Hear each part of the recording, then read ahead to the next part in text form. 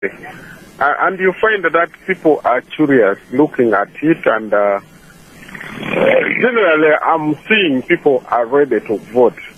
And there's no sign that people are planning to do anything, except what we have to do is now to remain focused and also encourage the leaders to restrain, especially their supporters, from doing anything contrary to what the Electoral Commission and the police is doing, telling them to do. And I also encourage all Ugandans, let us make this election as peaceful as possible. I pray and I know God will be on our side. May God bless all Ugandans. We'll go tomorrow and vote. We'll go back home and then wait for results. God bless you. Mr. Were, our last caller for tonight. Thank you very much indeed. Bishop Zak. Anxiety, fear. Again, we want to really encourage people to stop fear. This is your country. When you see police people, you don't need to fear them. They are fellow citizens, army people, you know. And so we also said to the police, to the army, don't instill fear. We don't need to fear. And I think that that disposition is necessary.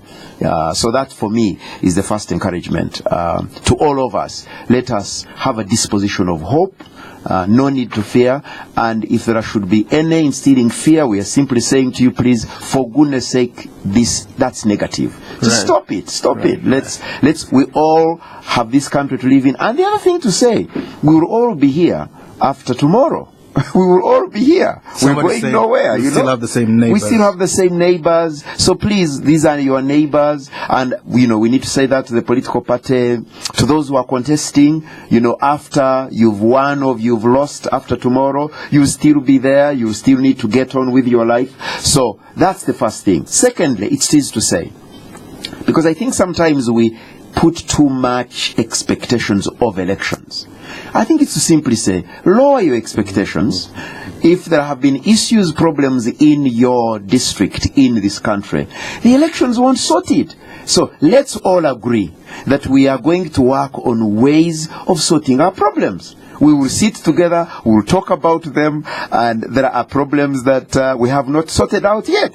Let's agree. Let's sit, let's talk about them, let's create mechanisms in which we can talk about our differences very peacefully, and not seek to sort them out in any ways that are not very helpful. I really want to say, yes, there certainly will be incidences. You know, you will be kidding yourself. They're human beings, there's conflict, as you have already heard. However, and here is the emphasis, everyone must play their part. The presidential candidates should not in any way speak in a manner that suggests that if they don't win, if they don't lose, then they will go to whatever. No. I think we simply want to say to all the presidential candidates, please be ready to win, be ready to lose. And that's fine. We want to say the same thing to members of parliament, to all the politicians. And also say to the electorate, yes, your man, your woman will win or will lose. You know, they may have even paid a lot of money, but that may not change the electorate. And therefore, when that happens, be ready, be prepared. And one of the other things that the police has assured us, but I still want to make the appeal, because they have talked to us about overzealous police commanders who are instructing, who are saying that people will not stay. You know, the police have no right. Station. They must leave. Right. We want to say, please report those commanders. Please report those district police commanders to us. We will then call the IGP and say, excuse me, district police commander so-and-so is telling people they must leave. So for goodness sake, I give you my number, 0772 653 977. 0772 yes 653 977. If you call me, I will make sure I call the people in charge to say district police commander so and so is giving instructions that are contrary to the law. So let's all do our part, and I think we can sort it together. Mr. Gwada Ogot. I think there's one point that Bishop has raised that needs very strong reiteration. Yes. The management of expectations from processes. Yes. that is very vital. Why? Because, one, there are concerns in regard to the process, which I said again are not exclusive. Yes. That is a normal process by any institution.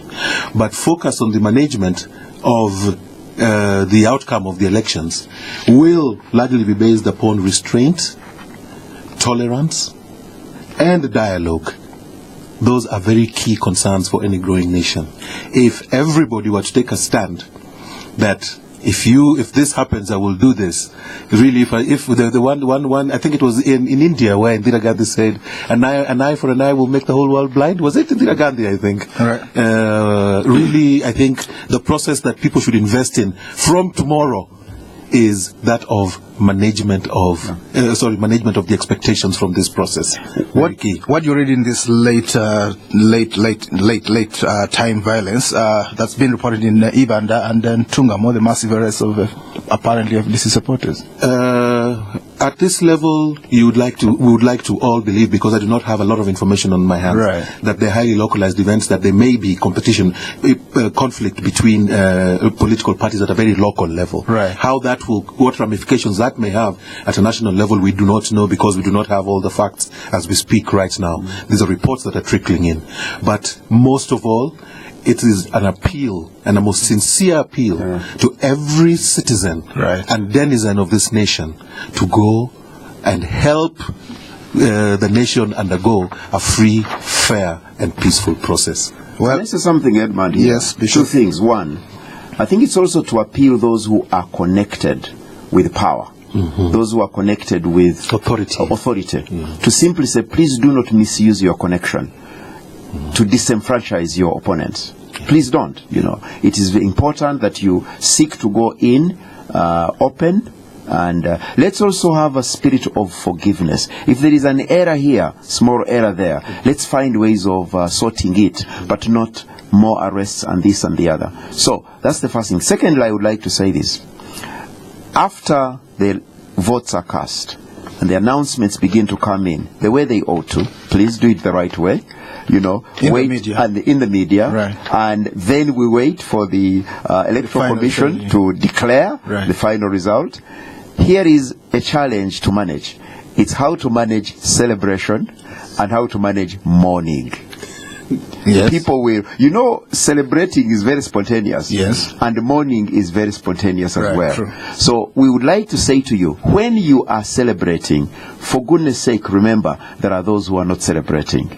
Right. And when you are mourning, for goodness sake, remember there are some who are celebrating. So if you have a crowd of celebrating people, don't try and go to provoke. And it is now here that we also say to the police, use measured force, not excessive force in dealing with this. Apportion it. There's no need to kill a mouse with a sledgehammer.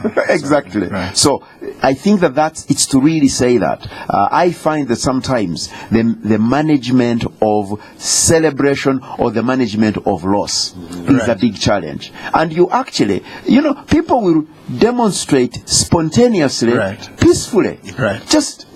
But you don't turn a peaceful demonstration, either mourning or celebrating, into a crisis. So basically, Bishop, like you're saying that people, even though they've won, when the time comes for the announcement, they should not use their joy to torment the losers. Thank you very much. Well, the Bible says you don't be happy-go-lucky around a man who's not excited. It will be like pouring vinegar over salt. It's a painful thing. So celebrate wisely. That's what you're saying, Bishop. Celebrate wisely. And secondly, if you are feeling so unhappy and you, as I said, localized, we've seen this happen in villages. People who were at the polling station and they were waiting for the results to be positive, and then suddenly they've lost. So they march together. Right. Okay? And because they are angry and very sad, let that be peaceful itself. Right. Let them commiserate. Be peaceful. But in a peaceful way. If you should be moving together. And again I say, for goodness sake, let not the police suddenly get into gear, to think that, these people are organizing to create. No. Right. let's manage order. And I think we've said this to the police, and I hope that the district police commanders are able. So sometimes, it's the security agencies. They shouldn't fear. It's okay. Right. People will celebrate, and people will be very sad. Right. Well, we have to end here. Yes. Thank you very much. You have a word to say before we go? My last word would be just a message to all, and that no man or woman, no clan, race or ethnic group, Right. no party or authority Yes. can ever control a nation on its own. A nation belongs to the people, and those who plan anything or who would have done anything otherwise than that would benefit Uganda must always take cognizance of that fact. Remarkable, philosophical. Thank you very much indeed, Mr. Gwada Ogot, from the Citizens Coalition on Electoral Democracy in Uganda. Thank you very much indeed. We always get very interesting views from your side and analysis. Bishop Zach Niringye, thank you very much indeed for coming. Bishop Zach is a very well-known name. He needs not too many inductions. Thank you for tuning in. My name is Edmond. I've been your host. Spectrum will be back tomorrow. Vote wisely. Let me say tonight, vote wisely and manage your joy and expectations. Have a good night.